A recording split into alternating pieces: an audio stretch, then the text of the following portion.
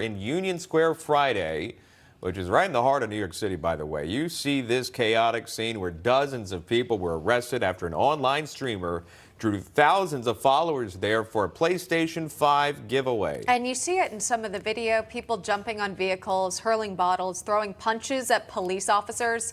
Social media influencer Kai Cenat now facing charges of inciting a riot and promoting an unlawful gathering. For more on crime across the country this weekend, let's go now to Newsmax host John Bachman. John. You guys mentioned New York, and we'll talk more about that in a moment, but there's also an issue on the West Coast. The Oakland chapter of the NAACP recently called for a state of emergency in that city. They blame rising crime. They also blame the Defund the Police movement and the local Soros-backed district attorney. You may have seen this video of two guys beating another man who just moments ago was seen dumping cigarettes in a trash can. That was his attempt to lift smokes, and it didn't end well for the suspect. You can find other video of security guards fighting back against shoplifters all over the internet.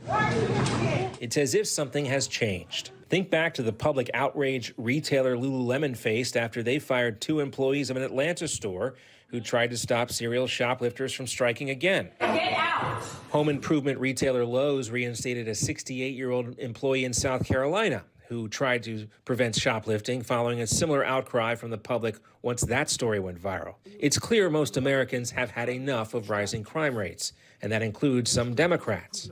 A recent Reuters article reported that the Democrats' focus on LGBTQ and abortion rights has left some in their own party feeling alienated.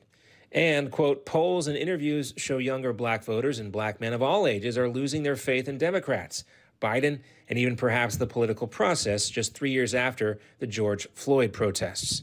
But old habits die hard. Take newly elected Chicago Mayor Brandon Johnson, who lashed out at the press and not those responsible for a recent rash of mass looting. We're not talking about mob actions. I didn't say that. These large gatherings, just hold on a second, y'all. I promise you, we have time to talk. It's important that we speak of these dynamics in an appropriate way. During the Chicago mayoral election, which was decided in May, voters had a choice between a candidate who promised to be tougher on crime and one who didn't. Voters chose the one who doesn't seem interested in cracking down. But it remains unclear if that will be the case moving forward with nationwide voters. Attitudes are changing. 2024 GOP frontrunner and former President Donald Trump's 12% share of the black vote in 2020 was 4 points higher than it was in 2016. That's according to exit polls.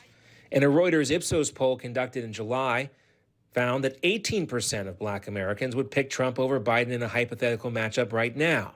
We also know that crime was a big factor when it comes to Asian voters moving away from Democrats during the 2022 midterms, reversing gains Democrats have seen with Asian voters since President Obama. The GOP's red wave never fully materialized in 2022, but here's good news from the Republicans that's still trending in the right direction. 1 in 5 black people under the age of 50 voted Republican in 2022. That's roughly double the number of their elders. That information according to Reuters. I'm John Bachman.